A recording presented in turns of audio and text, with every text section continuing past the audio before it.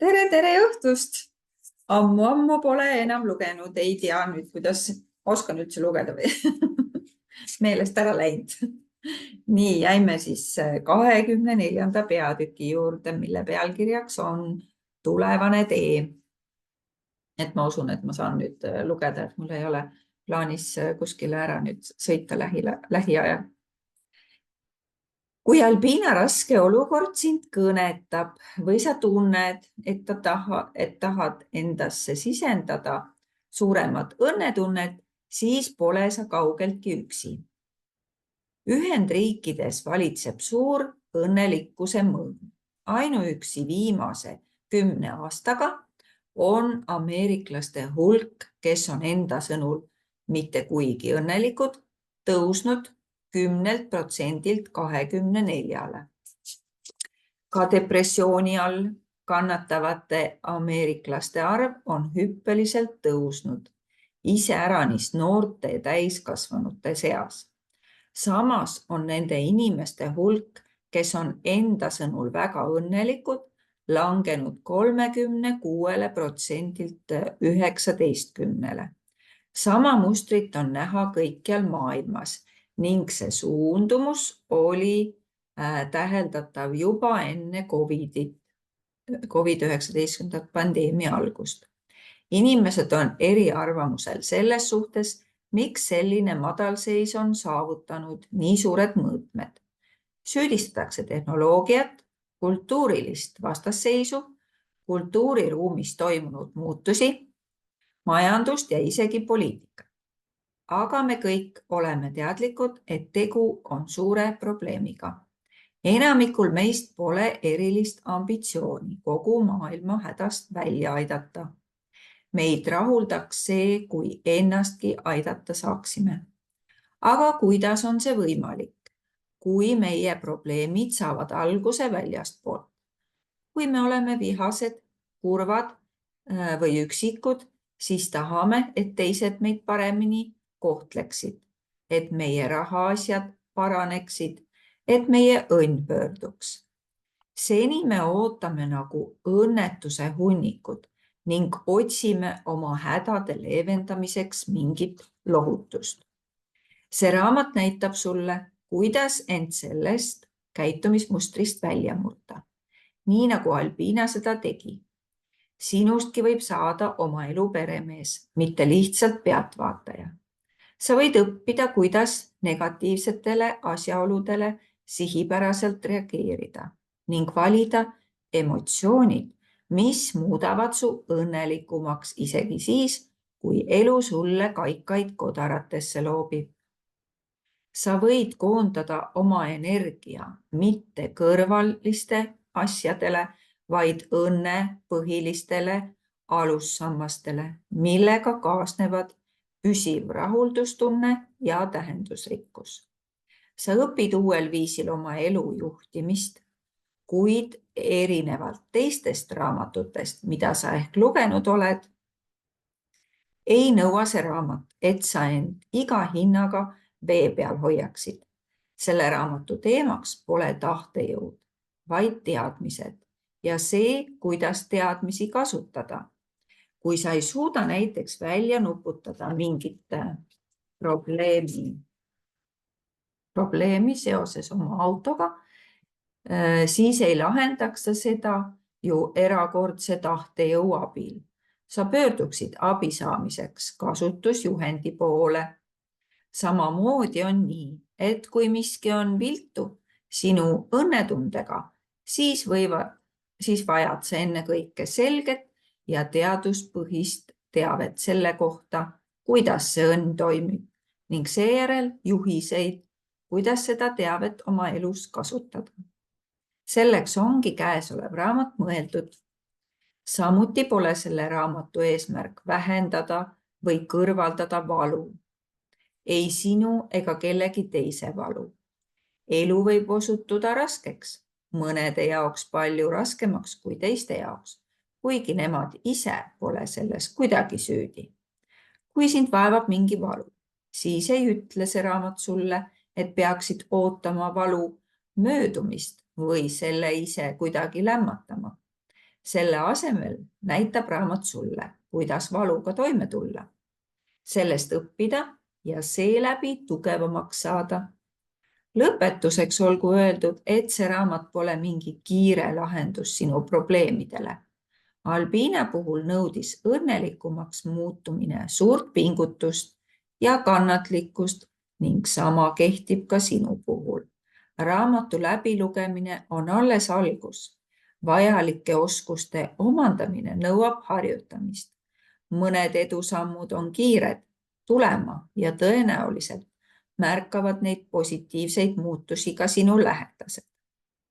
Teiste õppetundide innistumiseks ja automaatseks muutumiseks võib kuluda mitmeid kuid või aastaid. See pole sugugi halb uudis, sest enda elu juhtimise protsess ja edusammude tegemine on lõbus seiklus. Õnnelikumaks muutumine saab omaette eluviisiks. Unistuste elu loomine nõuab aega ja pingutust. Asja edasi lükkamine tähendab alusetult ootamist ning ilmajäämist võimalikust õnneajast ja teiste õnnelikuks tegemisest. Albina ei soostunud seda tegema. Ta polnud nõus ilma jääma oma unistuste elust ega ootama, et universum ise muutuma hakkaks. Kui sinagi oled ootamisest väsinud, siis hakkame pihta. Vaatan ära, mis aasta raamat see on. Sest muutused toimuvad nüüd ju väga kiiresti. Natukene on aegunud, 2024. Siis võib-olla käisid aeglasemalt, nüüd käib kiiremini. Loo endale unistuste elu. Nüüd tuleb päris pealkiri. Õnn ei ole omaette eesmärk ja õnnetunde puudumine ei ole sinu vaenlane. Professori näole ilmus lai naeratus, kui ta pöördus täissaali poole. Melloni ülikoolis Pittsburghis ühel 2007. aasta septembri õhtul. Tegu oli tema viimase loominguga selles ülikoolis ja teda valdas ülevoolav rõõm, kui ta meenutas oma elutööd, teistes inimestes headuse leidmist, raskuste ületamist ja kirglikult elamist. Ta pakatas energiast ja elujõust niivõrd, et suutis end vaevu talitseda. Ühel hetkel laskus ta isegi põrandale ja hakkas ühe käega kätekõverdusi tegema. Selle professori nimi oli Randy Pausch. Ta oli tuntud arvutiteadlane, keda armastasid Melloni ülikoolis nii tema õpilased kui ka kolleegid. Võiks arvata, et tema rõõmujoovastus viimast loengut pidades tulenes sellest, et ta valmistas veetma pensionipõlve Kariibi mere saartel. Või ehk tõenäolisemalt sellest, et teda ootas kuskil mujal veelgi parem tööpost. Paraku ei vastanud kumbki tõele. Ta oli kõigest 47-aastane. Professor Pausch pidas oma viimast loengut seetõttu, et tal oli ravimatu kõhunäärmevähk ja talle oli antud elada vaid paar kuud. Teda kuulama tulnud publik ei teadnud, mida loengust oodata. Kas ta kavatses pidada traagilist mõtisklust elu lühiduse teemal, loetleda asju, mida pidanuks elu jooksul tegema? Tõsi, sel õhtul nuteti saalis küll omajagu, aga Randy ise nutjate hulka ei kuulunud. Vabandust teile pettumuse valmistamise eest, kui ma ei näe välja nii kurb või sünge, nagu peaksin seda teie meelest olema.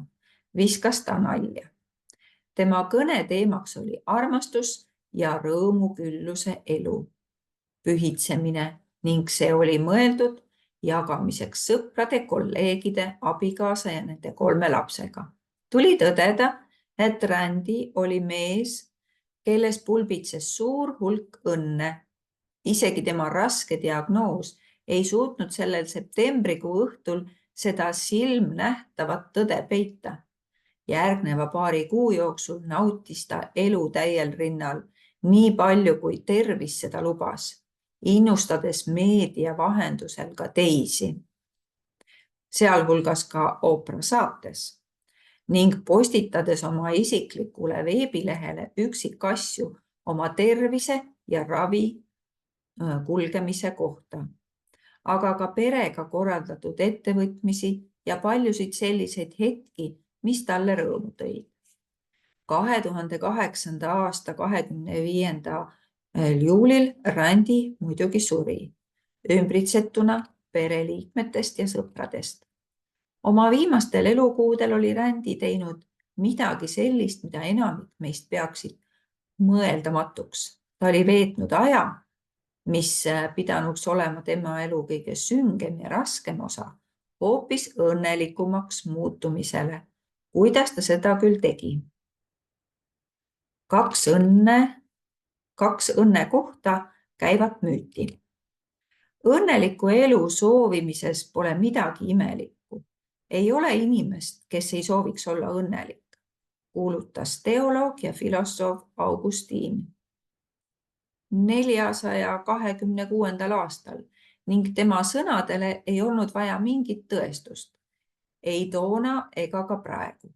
Leia mõni inimene, kes ütleb, mul ükskõik, kas olen õnnelik või mitte, ning oled ühtlasi leidnud inimese, kes on kas meelepetteküüsis või valetab sulle. Mida peavad inimesed silmas selle all, kui ütlevad, et nad tahavad olla õnnelikud? Tavaliselt kahte asja. Esiteks, mõtlevad nad selle all, et tahavad saavutada ja säilitada teatud tundeid, rõõmu, lusti ning midagi sarnast. Teiseks annavad nad mõista, et selle tunde saavutamise teel on mingi takistus. Lausele ma tahaksin olla õnnelik järgneb peaaegu alati sõna aga. Võtame näiteks New Yorgis töötava büroojuhi Claudia. Ta on 35 aastat vana ning viimased 5 aastat on ta elanud koos oma poissõbraga. Nad armastavad teineteist, aga mees pole valmis abielu ettepanekut tegema. Claudia tunneb, et tal pole võimalik tulevikuks plaane teha, kuhu elama asuda, kas lapsi saada või mitte, kuidas oma edasise karjääriga jätkata. See valmistab talle suurt tuska ning ta tunneb end oma kurbuse ja viha tõttu kui peata kana. Ta tahaks olla õnnelik, aga ei pea selle eesmärgi saavutamist võimalikuks, kuni tema poissõber on endiselt kõhvel. Või võtame näiteks Ryani. Ta arvas, et leiab ülikoolis endale sõbrad kogu eluks ja paneb paika eesmärgid oma tulevaseks karjääriks. Kuid pärast ülikooli lõpetamist valdas teda edasise elu suhtes veel suurem segadus kui ülikooli alguses. Nüüd on ta 25-aastane, tal on võlgu tuhandete dollarite eest, ta hüppab muudkui ühe töö juurest teise juurde ning tal puudub kindel siht. Ta loodab, et muutub õnnelikuks siis, kui tema ellu saabub mingi soodne võimalus, mis tema tuleviku selgeks teeks. Margaret on 50-aastane. 10 aastat tagasi oli ta veendunud, et tema elu on täiesti paigas. Ta käis poole kohaga tööl, tema lapsed käisid keskkoolis ning ta tegutses aktiivselt oma kogukonna edendamiseks. Aga kui tema lapsed välja kolisid, hakkas ta tundma suurt rahutust ja iga väiksemgi asi valmistas talle meelehärmi. Ta silmitseb maju kinnisvaraportaalis, arvates, et elupaiga vahetusest on ehk talle kasu. Ta arvab, et mingi suure elumuutuse tegemine toob kaasa ka õnne, aga ta ei tea, millist muutust täpselt teha tuleks. Meie viimaseks näiteks on Ted. Alates pensionile jäämisest ei ole tal olnud tõelisi sõpru. Ta on kaotanud kontakti kõigi oma endiste töökaaslastega. Ta lahutas naisest juba mitu aastat tagasi ning tema täiskasvanud lapsed on kõik keskendunud oma peredele. Vahel võtab ta lugemiseks kätte mõne raamatu, aga enamasti veedab ta aega telekat vahtides. Ta arvab, et muutuks õnnelikumaks siis, kui tema elus oleks rohkem inimesi, kellega suhelda, aga tal pole selliseid inimesi kuskilt võtta. Claudia, Ryan, Margaret ja Ted on kõik tavalised inimesed, kellel on tavalised mured. Ei midagi veidrat ega skandaalset. Tegelikult on need kirjeldused kokku pandud reaalsete inimeste põhjal, kellega oleme korduvalt kohtunud ja koos töötanud. Igaüks neist on hädas mingi hariliku katsumusega, mida võib elus ette tulla igaühel meist. Isegi kui me ei tee mingeid suuri vigu ega võta ette rumalaid riske. Ka nende uskumused õnne ja elu kohta on igati tavalised, kuid paraku ekslikud. Claudia, Ryan, Margaret ja Ted järgivad kõik mõtteviisi. Ma tahaksin olla õnnelik, aga kui see lause osadeks jaotada, on näha, et see põhineb kahel uskumusel.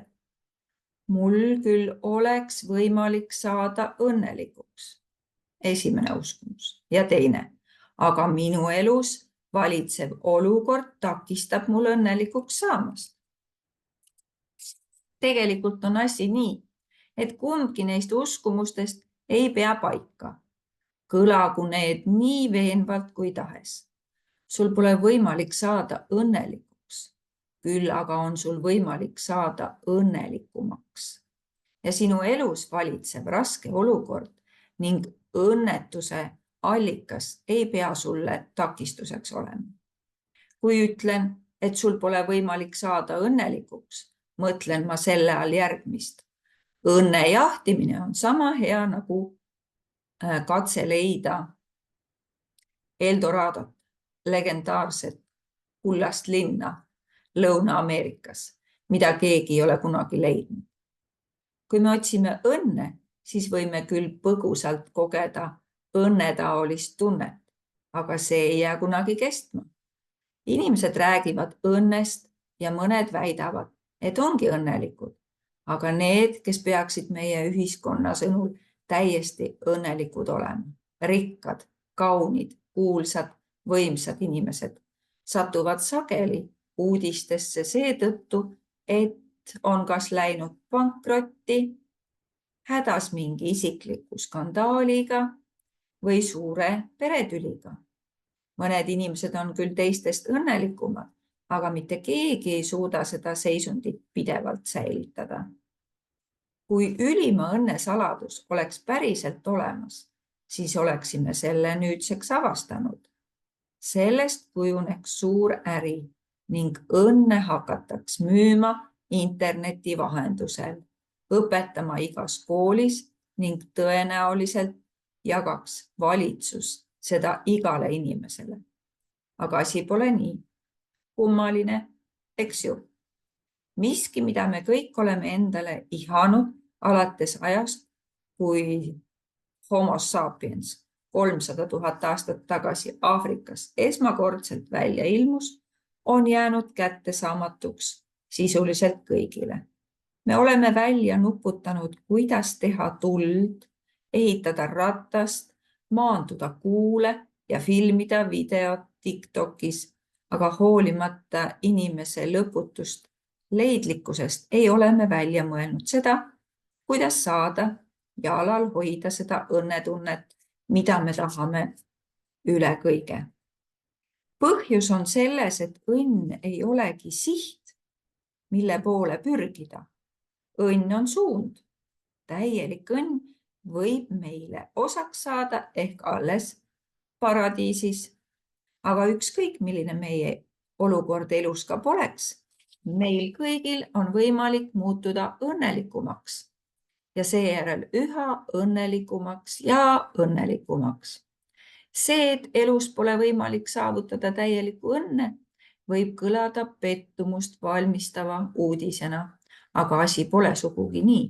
Tegelikult on see parim võimalik uudis. See tähendab, et võime kõike jäädavalt lõpetada selle kadunud linna otsimise, mida tegelikult ei eksisteeri. Me ei pea enam juurdlema selle üle, mis meiega küll lahti on, sest me ei suuda õnne leida ega säilitada. Me ei pea enam uskuma ka seda, et meie isiklikud probleemid on süüdi selles, et me pole õnne leidnud. Pole olemas ühtegi positiivset tegurit, mis võiks anda meile soovitud õndsuse seisundi. Aga ühtlasi pole olemas ühtegi negatiivset tegurit, mis võiks muuta võimatuks õnne saavutamise. Fakt on see, et sul on võimalik muutuda õnnelikumaks ka siis, kui sinu elus on suuri probleeme. Mõnel juhul on võimalik õnnelikumaks muutuda just seetõttu, et sinu elus on need probleemid.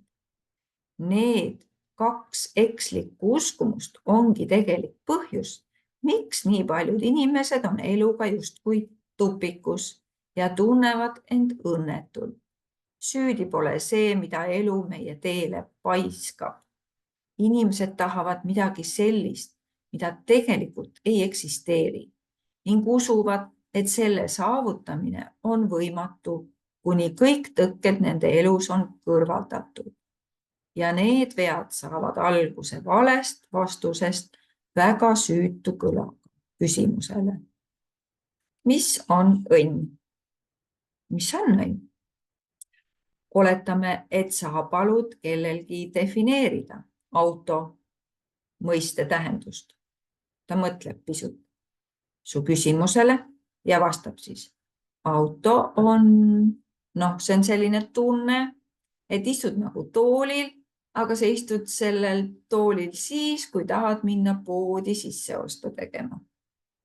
Eeldaksid sellist vastust kuuldes, et see inimene ei teagi tegelikult, mis on auto. Ja kohe kindlasti ei laenaks sa talle oma autovõtmeid. Seejärel palud sa tal defineerida sõna laev. Ta mõtleb hetke ja ütleb, laev pole auto. Täiesti absurdne olukord, aga kummalisel kombel kuuleme me tavaliselt sarnaseid vastuseid siis, kui palume kellelgi defineerida õnne ja õnnetuse tähendust. Eks proovi seda ise. Tulemuseks on midagi sellist. Õnn on, ma arvan, et see on selline tunne nagu siis, kui ma olen koos lähedaste inimestega või teen midagi sellist, mida mulle meeldib teha. Ja õnnetus? Õnnetus on õnnetunde puudumine.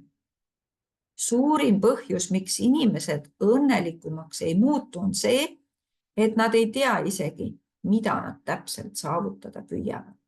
Ja põhjus, miks nad tunnevad, et on lõksus õnnetuse küüsis, on see, et nad ei oska defineerida õnnetuse olemust. Kui see mure on ka sinul, siis ära liialt pead vaeva. Enamik inimesi on nende definitsioonidega hädas. Nad räägivad oma tunnetest või kasutavad tühje metafoore nagu hinge päikesepaiste, mis on vana presbüterlaste palvelaulu kohaselt õnne olemus. Isegi muistsetel filosoofidel oli raske nõustuda õnne definitsiooni määratlemisega. Võtame näiteks sõnasõja Epiküürose ja Epiktuutese vahel. Epikuuros juhtis filosoofia voolu, mis oli nimetatud tema enda järgi epikureismi ning mille kohaselt oli õnnelikuks eluks vaja 2 asja. Ataraksiat ja aponiat, valu puudumist, vabanemist muredest ja ängist ja valu puudumist. Tema filosoofiat võiks sõnastada nii. Kui miski on hirmuäratav või valus, siis väldi seda.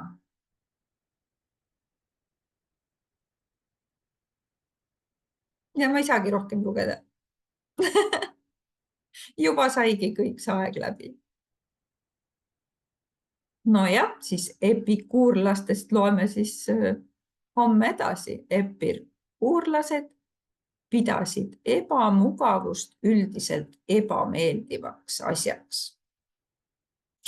No selge, siis 36 lehekülge ja siis vaatame siis homme edasi, äkki ma loen homme. Mul ei olegi nagu kindlat päeva veel, et millal ma nagu, et kas ma loen iga päev või siis vastavalt olukorrale, sest nagu töögraafik ka on siin. Mul on nüüd 2 päeva saan lugeda, siis ma olen jälle tööl. Et ma annan siis jooksvalt teada. Aga tänaseks ma panen siis selle salvestuse kinni ja ma usun, et me homme siis loeme edasi.